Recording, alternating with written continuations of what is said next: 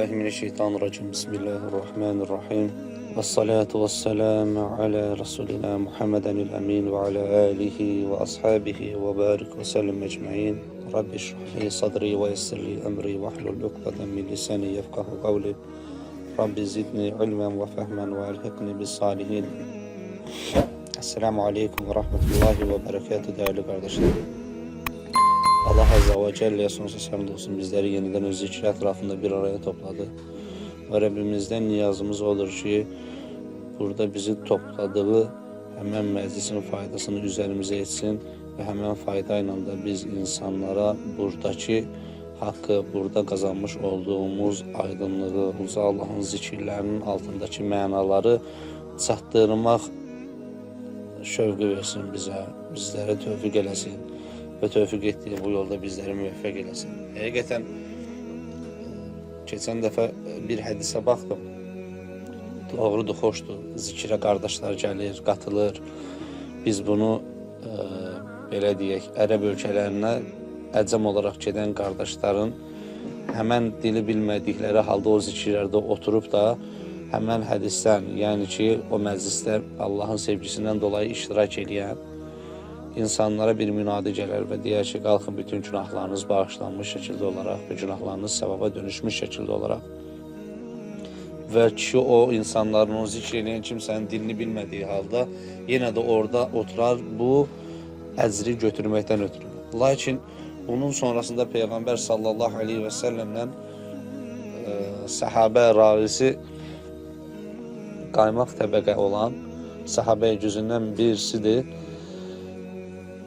Demək ki, rivayət edir ki, Allah Resulü Aleyhisselatü Vesselam bu hədisi rivayət edir. Ondan sonra bir də bu hədisin içindəki xüsusi əcri vurğuluyor. Hansı ki, orada eşitdikləri ilə əməl edən insanlara aiddir bu. Deyir, onlara xüsusi bağışlanmaqla yanaşı xüsusi bir əcr vardır. Yəni, kişi gələr orada eşidər, mələklər ona istiğfar edir, günahları bağışlanar. Amenna. Burasına qədər aydındır. Və bir də deyir, eşitdikləri ilə deyir, əməl etməyə çalışan insanlar var ki, deyir, Allah Resulü Aleyhisselatü Vesselam onları vurğulayarak deyir ki, onlar üçün deyir, apayrı bir əcr vardır deyir, xüsusi bir əcr vardır deyir. Ümumiyyətlə biz İslam dininə mənsub olduğumuz bir dinə baxdığımız zaman bu din xeyir üzərə yarışılmaq üçün müəyyən müstəvilərdə start alında duran insanların dinidir. Kimi biz qələmə ala bilərik. Çünki niyə görə? Allah Azza və Cəllə daima bizə ayət-i cəllələrdə vurğuluyur ki, yusari'unə fil xayrat, yusari'unə fil xayrat, xeyirdə yarışın, xeyirdə yarışın, sədəqədə yarışın, mal toplamada yarışmayın, infaq eləməkdə yarışın, əliniz almağa öyrəşməsin, əliniz verməyə öyrəşsin, dostunuz bir eləyəndə siz bir yarım iki eləməyə çalışın, o yarım xurma yedizdirəndə siz birini yedizdirin, az olsun ama devamlı olsun. Xeyirdə birbirinizlə yarışın və bir-birinizi təşviq edin. İslam dini belə bir dindir ki, ümumiyyətlə islah edən dindir. Yəni sən İslamından öncə ola bilər ki, əli sıxı birisi olasan, lakin İslam sənin üzərindəki cahiliyə tozunu apararaq həmən tozun altında mərcanlar oluşturmağa başlayar. Həmən mərcanlarla artıq sən özünü ışıldayarsan və ətrafını ışıldadarsan. Biz bilirik ki, bizim dinimiz və onun şərtləri var. O şərtlərdən birisi də həcdir. Hansı ki, biz o fəsilədəyik artıq, o periyoddayıq. Müsəlmanların, gücü çatan müsəlmanların həcc etdiyi o dönəmlərdəyik. Mübarək Zilhiccə ayındayıq. Allah Azza və Cəllə öncəliklə bu ayda oruç tutan qardaşlarımızın oruçlarını qəbul eləsin. Dualarını qəbul eləsin. İbadət üçün səfər eləyən qardaşlarımıza da, həcc ziyarəti eləyən zəvar qardaşlarımıza da qəbul olunan həcc ziyarəti ilə Allah Azza və Cəllə onları müvəffəq eləsin. Demək, qardaşlar, bu şərtlərdən birisi həccin olması nəyə görədir? Təbii ki, burada kişinin gücünün çatması müəyyən, mütləqdə bir şeydir də, yəni. Bir həqiqətdir. Kişinin gücü çatmalıdır öncəliklə. Gücü çatdıqdan sonra çatmadığı zamanlarda belə dua eləməlidir. Çünki beləsi şeylər Uca Allahın qulunu çağırması ilə olan şeylərdir. Məsələn, biz qardaşlarla və yaxud da müsəlman bir ortamda bəzi cahillərin iştirak etməsi ilə də bir diyalog halında olanda onlar deyir ki, əşi burada nə var ki, pulu olan gedir. Əslində elə anlayış doğru anlayış deyil. Baxın qardaşlar, qəbul olunan ibadət pulu var gedən ibadət demək deyil. Sən ora ümumiyyətlə bütün yerlərə pulun varsa gedə bilərsən Allahın diləməsi ilə. Bu öz yerində. Sənə orada qəbul olunan ümrə və yaxud da qəbul olunan həcc ziyarətinin savabının yazılması Allahın bunu istəməsi ilə olur. Ona görə pulu var gedir demək doğru deyil. Yəni biz neçə insanlar görmüşük ki, həmin ziyarətlər zamanı və yaxud da bizə danışılıb ki, insan olub ki, müəyyən adı qazanmaqdan dolayı gedib, təvaf əsnasında əynindəki ehramdan sıxılaraq deyib ki, bu məşəqqət nə vaxt bitəcək? Mən bunun içində nə edirəm? Falan kəslər də bunun içindədir, mən də bunun içindəyəm. Pulu var gedib o demək deyil ki, o insandan Allah qəbul elədi. Yox.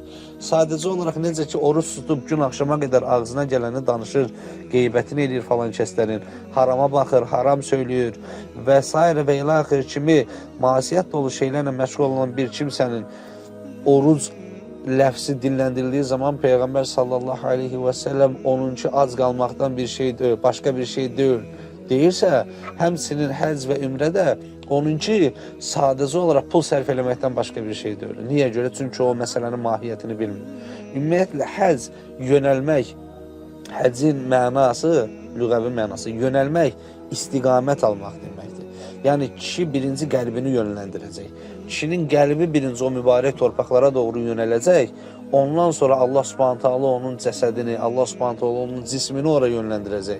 Allah Subhanahu taala onun cismini orada istiqrar elətdirəcək. Yəni orada qərar tutacaq, məkan salacaq və oradakı bütün rükunları həyata keçirmək üçün artıq Allah Azza və Cəllənin tövfiq etməsi ilə müvəffəq olmuş duruma gəlib çatacaq. Qəlbi bir insanın bir şey yönəlirsə, qardaşlar, Allah Azza və Cəllə onun bədənini də yönləndirəcək. Biz baxırıq ki, həcc nəyə görə lazımdır? Birinci, İslamın 5 şərtindən birisidir. Mübarək qaydələrdən birisidir.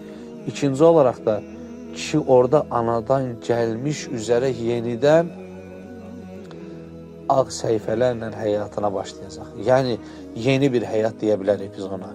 Anasından yeni dünyaya gəlmiş uşaq kimi tərtəmiz deyə bilərik. Qəbul olunan həcclə əgər şərəfləndirilərsə o kimsə ki, bunda onun özünün çalışması, çabası, cəhdi çox önəmlidir.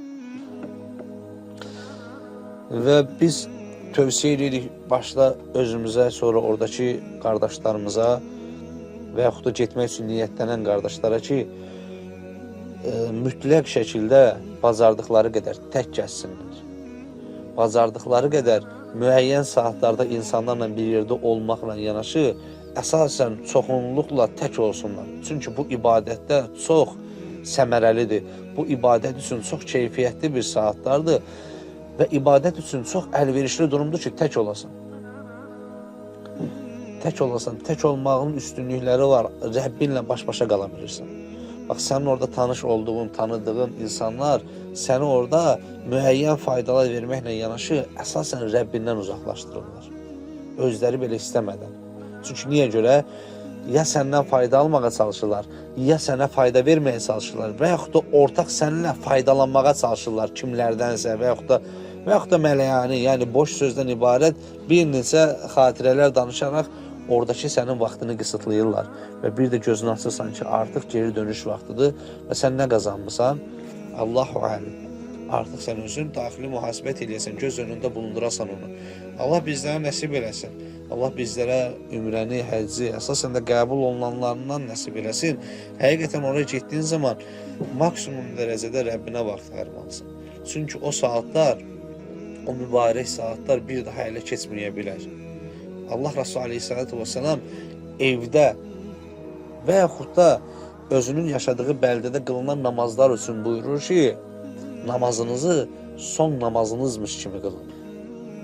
Anlaşıldı nə demək istəyirəm? Bu, ola bilsin evdə olsun, ola bilsin həmən yaşadığın bəldənin tərkibindəki məsciddə olsun. Sən həmən yerlərdə, həmən məkanlarda namazını son namazınmış kimi qılacaqsansa, əgər buna müvəffəq olursansa, gör, həcc və ümrədə necə həssaslıq göstərməlisən. hansı həssasiyyətin içində olmalısan? Demək ki, nə edəcəksən? Tilavətini artıracaqsan, artırdığın tilavəti tədəbbür edəcəksən.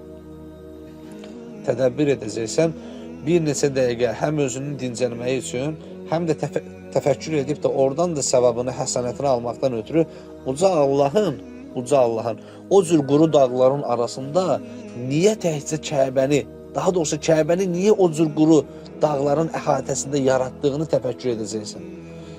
Biz bunu düşündüyümüz zaman həqiqətən də bir şey ağlımıza gəlir. Rəbbimiz Azza və Cəllə Kəbəni, Məscid-ül Haramı gözəl eləyib, əzəmətli eləyib və ətrafını quru və yavan çöl olaraq saxlamışdır ki, müsəlmanların diqqəti ancaq ora yönəlsin. Ancaq ora yönəlsin. Biz adi Azərbaycan xalqına baxsaq, nəzər yetirsək, bilərik ki, vallahi bəlkə də orada 2 dənə müəyyən yaşıllıq təşkil edən, əhatə edən bir ağacı olsa və altı da otluq olsa, həmən gedib onun altında şəkil çəkdirəcəklər. Həmən gedib onun altında bir stul falan, bir stol qurub, orada nəsə yeyib içməyə başlayacaqlar. Artıq Kəbə unudulacaq. Niyə? Çünki həmən o istiqamətlənən qəlbin sahibi deyirlər. Biz dua etdiyimiz zaman müəyyən pul əlimizə keçəndən sonra əgər duanı dayandırırıqsa, demək ki, həmən müvəffəqiyyəti Allahdan bilmirik.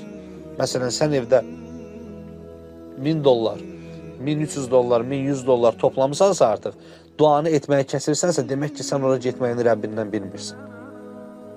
Pulundan bilirsən. Artıq pul sənin bütün olmuş olur. Sən pulu topladığın halda yenə də Rəbbindən istəyirsənsə, Allahım, mənə ümrəni və həcci asanlaşdır. Mənə onun içində bir afiyyət ver. Vallahi gedişi də, dönüşü də sənin qüdrətin altındadır. O məbləğin məndə olması mənim qədərimdə heç bir şey dəyişdirməz. Pulu olmayan da, olan da bu şəkildə Rəbbinə niyaz eləsə, yaxınlaşsa, Allah Azza və Cəl o kimsəni şübhəsiz ki, müvəffəq eləyəcək. Şübhəsiz ki. Çünki Allah Azza və Cəllə Bəqərə surəsində buyurur ki, وَإِذَا سَأَلَكَ عِبَادِي أَسْتَغْزِ بِاللَّهِ وَإِذَا سَأَلَكَ عِبَادِي عَنِّي فَإِنِّي قَرِيبٌ. Qullarım, məni səndən soruşdular, mən onlara çox yaxınım. Mən onlara çox yaxınım. Rabitədə ikinci bir adamı araya salmaqlarına ehtiyac yoxdur. Ucibu da'vatəd da'i izə da'an. Dua etdikləri zaman dualarını icabət edir. Sən duanda sənmisənsə, Allah Azza və Cəllə səni müvəffəq edəcək. Yetər ki, sən istə. Yetər ki, Həsən radiyallahu anh kimi istəməyi bilək. Neynədi? Gəldi Kəbənin örtüklərindən, tutdu iki əlindən, üzünü söykədi örpəyə və dedi ki, ya Rəbbi, dilənçin qapına gəlin. Allah Rasulunun nəvəsi. Dedi, dilənçin qapına gəlin. Dilənçi kimi istəmək lazımdır Allah Azza və Cəllə. Dilənən birisi kimi istəmək lazımdır. Bol-bol istəmək lazımdır. Məxluq sevir, Xaliq bezir. İstəniləndə Xaliq bezir, amma məxluq, daha doğrusu Xaliq sevinir, əstəğfirullahil-azim. Məxluq bezir, məxluq sıxılır. Nə oldu? Bir dəfə istədi də verdik də, 2 dəfə istədi, bir tər verdik. Amma Xaliq nə deyir? Qulum niyə istəmir? Yaradan deyir, qulum niyə istəmir? Səsini eşitmək istəyirsə, istəniləcək vəziyyətə salır səni. Sən də onu müsibət kimi görürsən. İstəniləcək vəziyyətə salır ki, səsini eşitsin. Çünki səsini eşitmək istəyir. Ona tərəf yönəlib dua etməyini istəyir. Süfyan Əs-Səvri rahimehullah deyir ki, müsibətləri nemət görməyən həqiqi fəqih deyil. Süfyan Əs-Səvri deyir ki, müsibətləri, bəlaları nemət olaraq görməyən həqiqi fəqih deyildir. O insan fəqih deyildir. Oturub fikirləşirsən, bütün müsibətlər mi bunun içinə aiddir?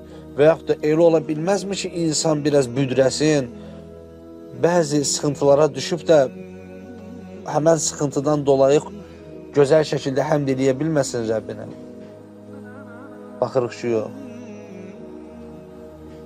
Baxırıq ki, yox. Çünki insan həqiqətən fəhm etsə, həqiqətən fəqih olsa, görək ki, həmən müsibətlər onun əlindən tutub Rəbbinə aparır. Fəqih insan bunun fərqinə varır ki, müsibətlər onun əlindən tutur, qulu Rəbbinə aparır. Ona görə deyir ki, Süfyan Əs-Səvri, müsibətləri neymət olaraq görməyən həqiqi fəqih deyil. Və qardaşlar, Allah Azza və Cəllə bu aydan bəhs eləyərkən əsasən 10 gününə vurğu eləyir. Buyurur ki, Əstəğfirullah, və ləyəlin əşr, and olsun 10 günə. 10 günü. Müfəssirlər bu 10 günü daha ehtimalı qüvvətli halda Zilhiccə ayının ilk 10 günü olaraq qeyd edirlər. Allahın muradı olaraq. İkinci görüş isə Ramazanın son 10 günüdür. Ki ikisi də başdan başa mübarək sayılı günlərdir. Allah Azza və Cəllə əyyəmən mə'dudə, sayılı günlərdir onlar. Onları qaçırmayın, onlardan istifadə edin, onları dəyərləndirin. Düzəlmək istəyənlər, geriyə dönmək istəyənlər bu günlərdən istifadə eləsin. Və biz həmən günlərdəyik. Bəzilərimiz oruç tutur, bəzilərimiz tuta bilmir.